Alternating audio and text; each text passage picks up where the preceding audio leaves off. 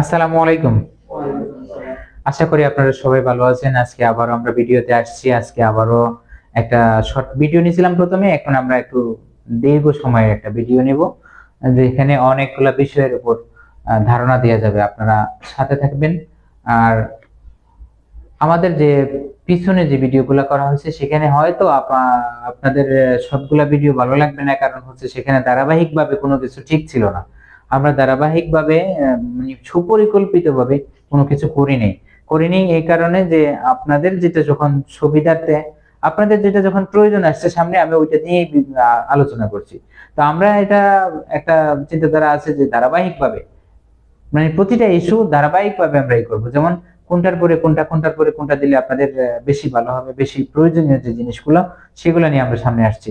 তো আশা করি সবাই ভালো আছেন। সবার শুভ কামনা নিয়ে শুরু করছি। আজকের কিছু শব্দার্থ আছে এখানে। এক নম্বরে আছে মিক্সিং স্টেশন। যেমন মিক্সিং স্টেশন, এটা হচ্ছে ইংলিশ শব্দ। এর বাংলা হচ্ছে মিক্সার প্ল্যান, আমরা যেটাকে মিক্সার প্ল্যান হিসেবে চিনি।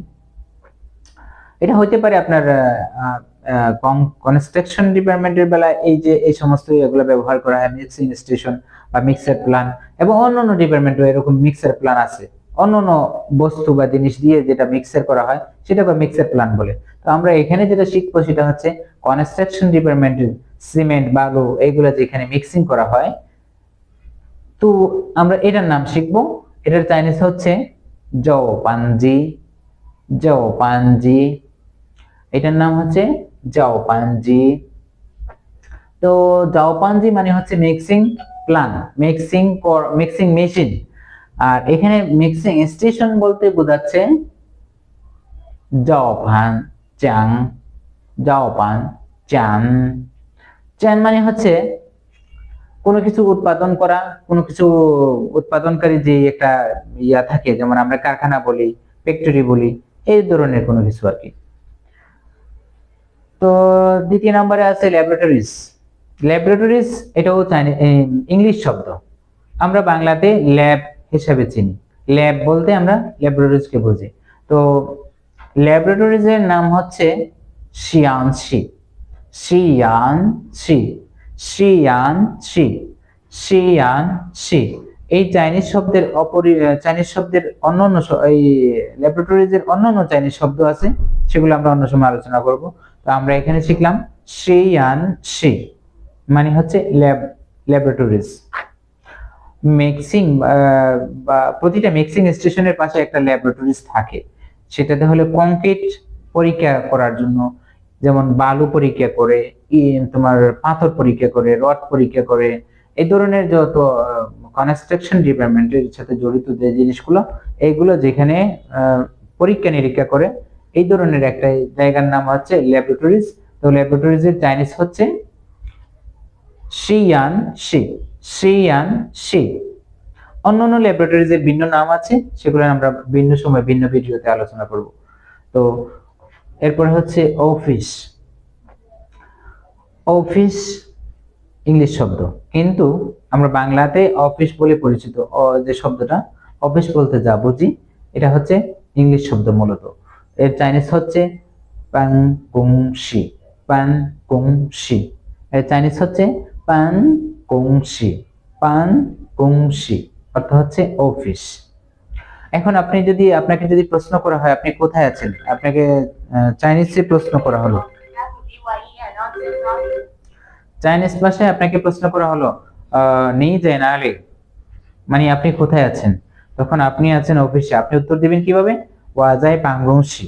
ওয়াজাই পাঙ্গংশি, তার মানে আপনি অফিসে আছেন, এরকম ভাবে। তারপর হচ্ছে রোড। রোড বলতে রাস্তা, আমরা যেটাকে বুঝি রাস্তা। রোড বা রাস্তা। রোড হচ্ছে ইংলিশ শব্দ, রাস্তা হচ্ছে বাংলা শব্দ। তো এর চাইনিজ নাম হচ্ছে লো। লো।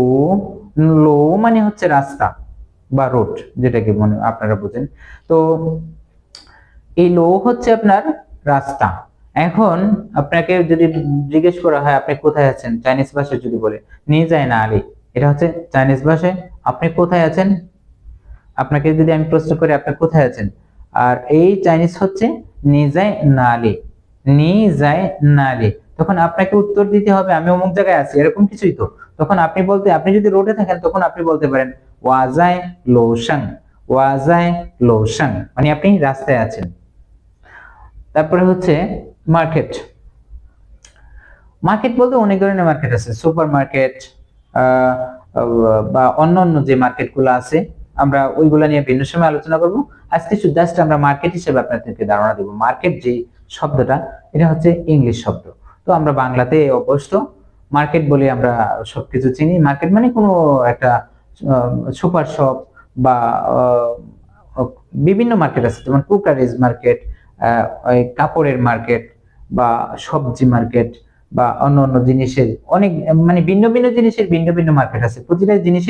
প্রতিটা মার্কেটের ভিন্ন ভিন্ন জিনিসের প্রতি যেরকম ভিন্ন ভিন্ন নাম আছে, চাইনিজে এরকম ভিন্ন ভিন্ন নাম আছে। তো আজকে জাস্ট আমরা মার্কেটের নাম শিখবো। মার্কেটের নাম হচ্ছে শিচাং। শিচাং, শিচাং মানে মার্কেট। তো শিচাং মানে মার্কেট। এখন আপনাকে যদি, আপনি তো মার্কেটে যাবেন কোনো কিছু কেনাকাটার উদ্দেশ্যে, বা মার্কেটে কেন যাচ্ছেন বা মার্কেটে যাব এরকম যদি কোনো কিছু বলতে চান, তো আপনি বলতে পারেন ওয়াচুই শিচাং, ওয়াচুই শিচাং। শিচাং মানে মার্কেট, ওয়াচুই মানে আমি যাব, আমি যেতে চাচ্ছি মার্কেটে। ওয়ায়াওচুই শিচাং, ওয়ায়াওচুই শিচাং, আমার প্রয়োজন যাওয়ার মার্কেটে। তো এরকম ভাবে আপনারা বলতে পারেন। তারপরে হচ্ছে হসপিটাল। হসপিটাল আসলে একটা গুরুত্বপূর্ণ শব্দ, গুরুত্বপূর্ণ জায়গা। হসপিটাল শব্দটা হচ্ছে ইংলিশ, মূলত আমরা হাসপাতাল যাকে বলি বাংলা ভাষায়, এটার নাম হচ্ছে হসপিটাল। হসপিটাল ইংলিশ শব্দ, আমরা বাংলাতে ব্যবহার করি, বাংলাতে আমরা অভ্যস্ত। এরপরে হচ্ছে এই হসপিটালের চাইনিজ শব্দ হচ্ছে ইউএন, ইউএন, ইউএন, অথবা এটার অন্যান্য নাম আছে।